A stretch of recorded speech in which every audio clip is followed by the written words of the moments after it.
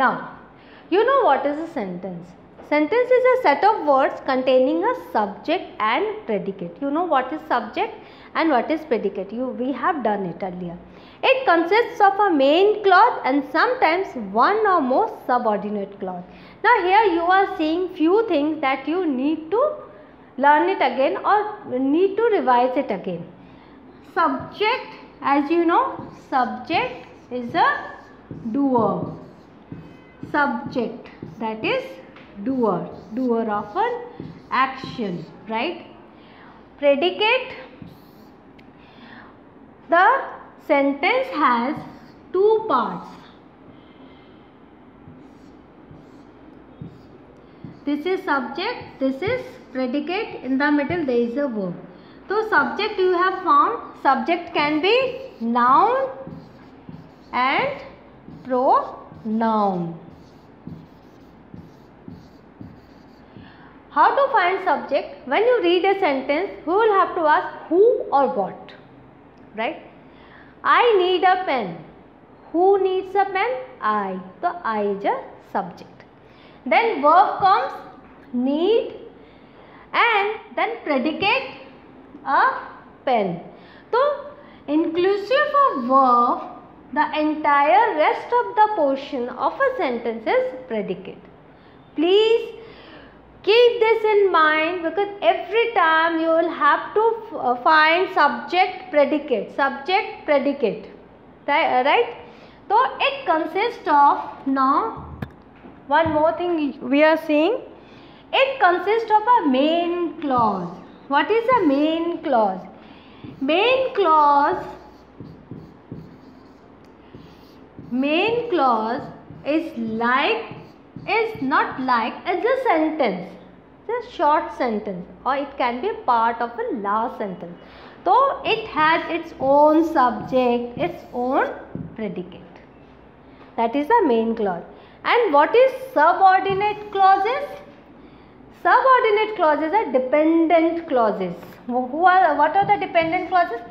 They are dependent on the main clauses. So sometimes one or more subordinate clauses. So these are the types of sentences that we know. We have done it earlier also. So here you are seeing sentence is a set of words containing a subject and a predicate. Main clause is a short sentence containing subject and predicate, and subordinate clause is a dependent clause. That means it may miss subject and predicate, right? Move to the next slide. Now kinds of sentences. There are three kinds of sentences now we come to know about. A simple sentence. What is a simple sentence? It consists of only one clause. Only one clause, subject and predicate, right? With adjectives we can make it, we can modify the subject, we can give, describe the subject, but you will find there is only one clause. It can be long, but the simple sentence must be short. Then there is a compound sentence. What is a compound sentence? Compound sentence consisting of two or more independent clauses. What are the independent clauses?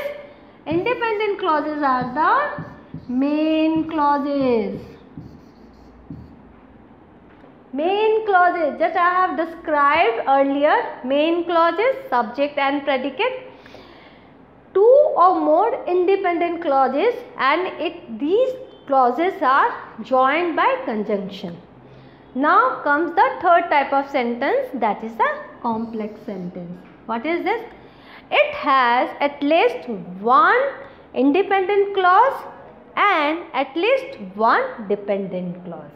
See, both the clauses are here, independent and dependent.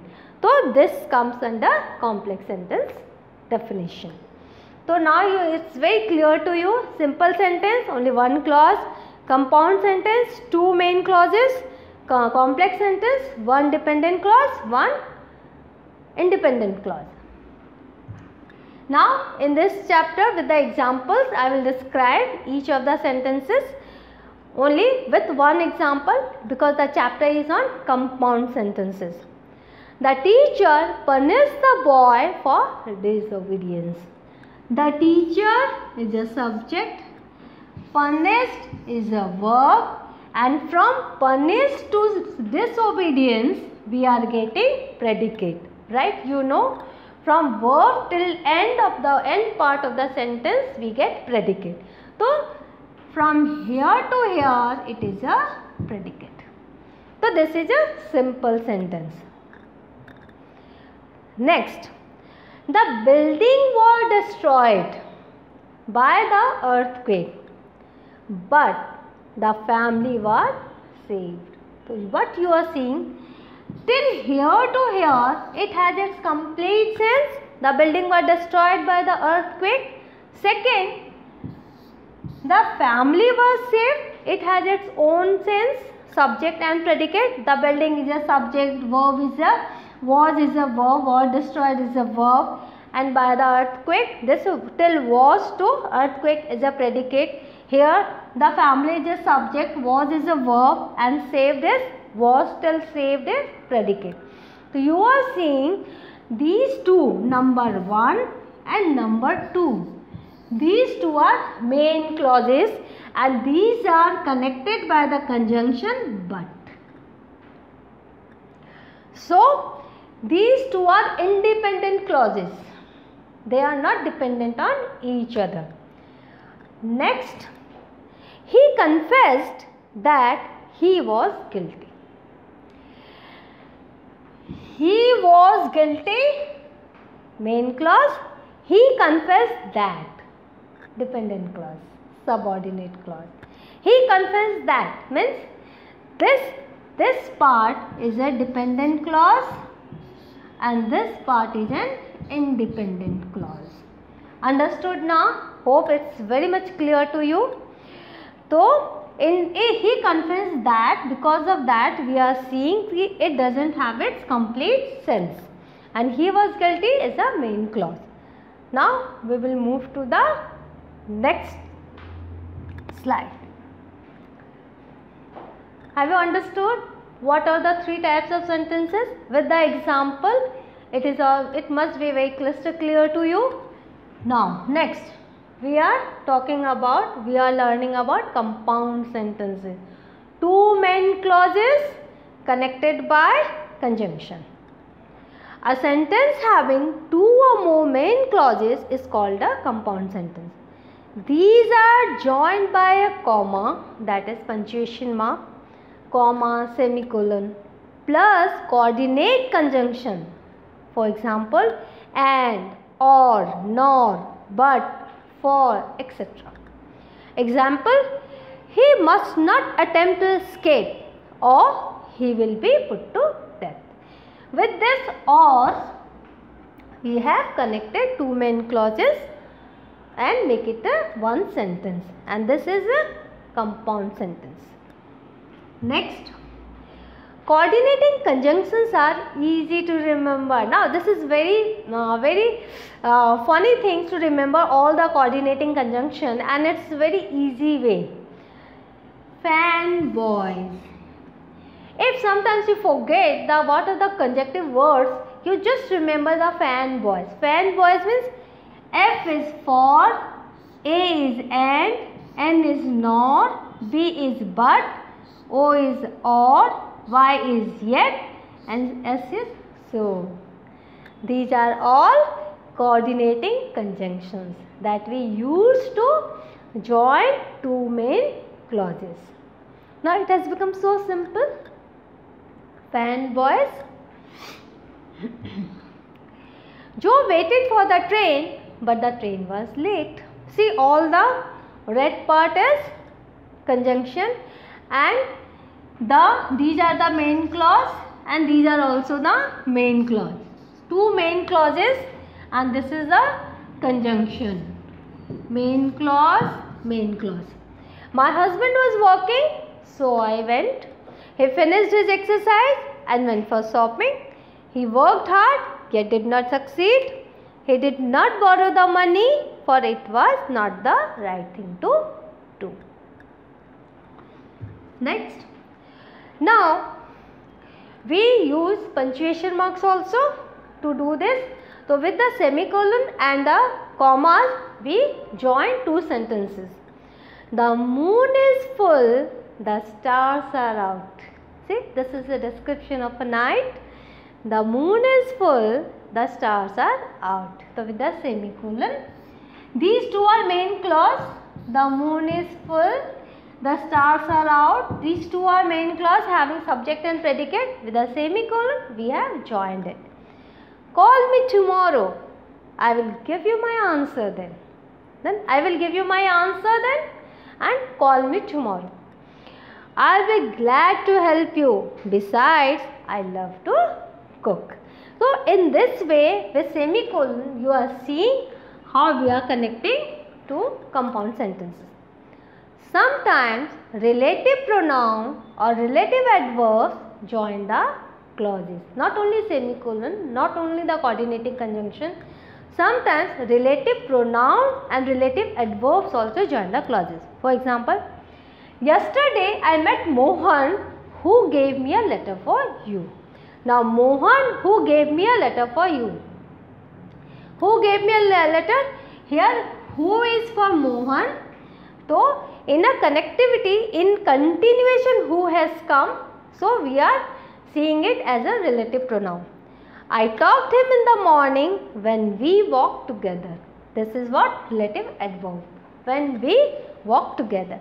So these conjunctions are used in a continuative sense. So you are seeing there are other ways of joining two compound or two main clauses to make a compound sentence. These all things once you start learning step by step. First you join two sentences, two main clauses with coordinating conjunction. Then you start joining them by semicolon and slowly you learn to join it by relative pronoun, by relative adverb. So this will come to you, this understanding will come to you when you will keep practicing. Once you keep practicing, your learning will be better and you will be master of this art. And all these things, if you learn perfectly, your writing, that means whatever you write by your own, will be wonderful piece of art. Next, compound sentences often appear in a contracted forms. It's not like a long way. See, sometimes it happens. Some called him a fool and some a knave. Now, here in this is some called him a fool. We can write the next sentence, main clause, some called him a knave. But instead of writing again the same thing, we have contracted it and we have written some called him a fool and some a knave. It means the same. Either you or your brother will win the match. If you separate it, either you will win the match, your brother will win the match. So with either and or, we have joined the two main clauses. Now there are many famous compound sentences. Two I have written. You see how our writers, eminent writers, have used compound sentence for making their writing a very memorable thing. A man may die, nations may rise and fall, but an idea lives on. Who has said this? Kennedy has said this.